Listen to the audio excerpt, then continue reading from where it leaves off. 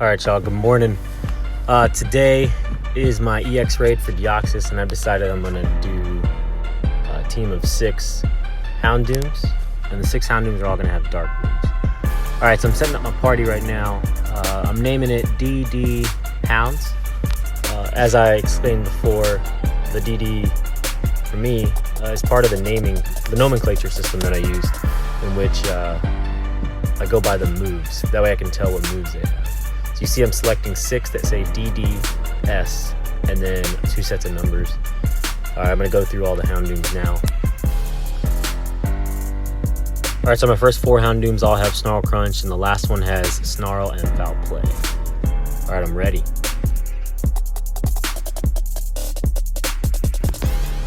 All right, so fast forward, and we're at the raid. Just started. This is my first Houndoom, and he goes down quick. My plan here is to let the first one do a lot of damage, which it did as much as it could, right?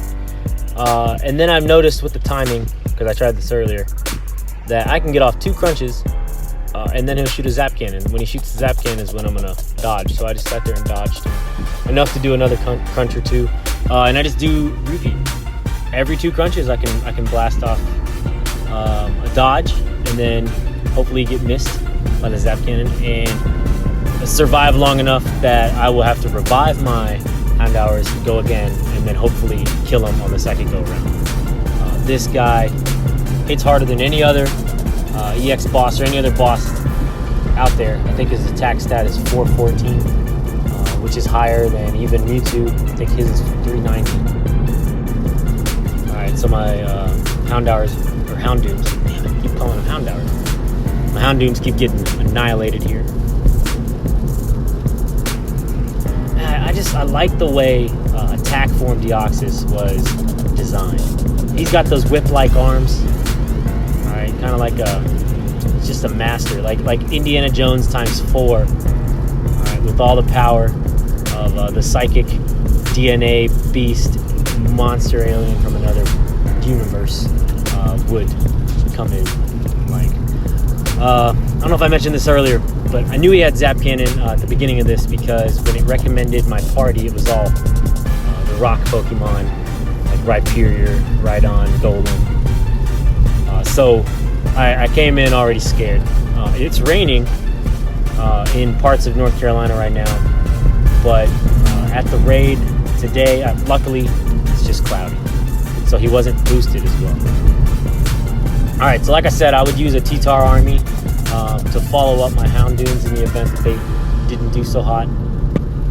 And I kind of do the same thing here. So I max out my bite attacks with T-Tar until I can get off a couple crunches, and then I try to avoid his Zap Cannon. I was successful on dodging a few of them, but I wasn't successful on dodging all of them. And for that reason, I decided T-Tar, he can eat a Zap Cannon and just keep attacking with him until he goes down. He definitely is always down before the second Zap Cannon that he takes.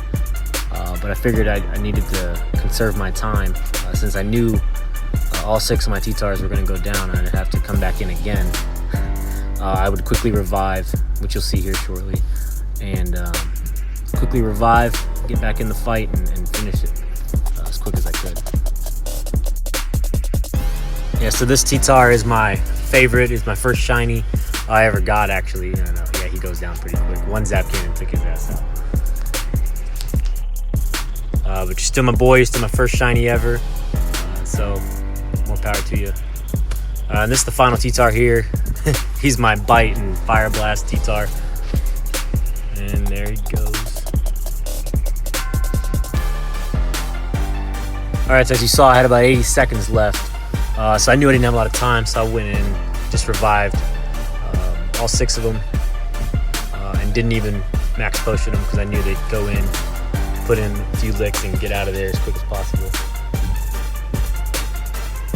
All right, this is my strongest T-Tar. Here's a level 38, and I use him in PvP every now and then.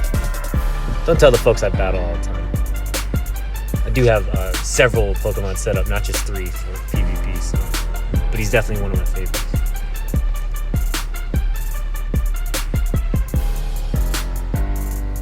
believe my third one should be the one to take him out. I don't know why I accidentally evaded an attack. I think my finger slipped.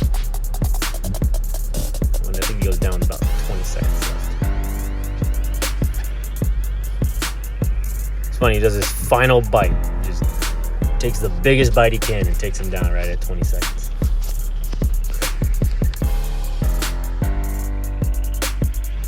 I hear a lot of folks complaining about the items they get. I got decent items from this guy. I didn't show him, but 6 rare candy. I'm always collecting those. All right, and a shout out to my boy Marco. Me and him argue about this all the time, about what berries to use on our legendary battles, but I just go strictly golden berry. All right, my buddy Marco, m.polo on Twitch TV. Shout out to his channel. He's really good. He likes to do Nanab first, make the Pokemon stand still, and then he can take his time throwing his ball. I don't like using the Nanab because I feel like it's a waste of a ball. It doesn't lower, or it doesn't raise your likelihood of catching.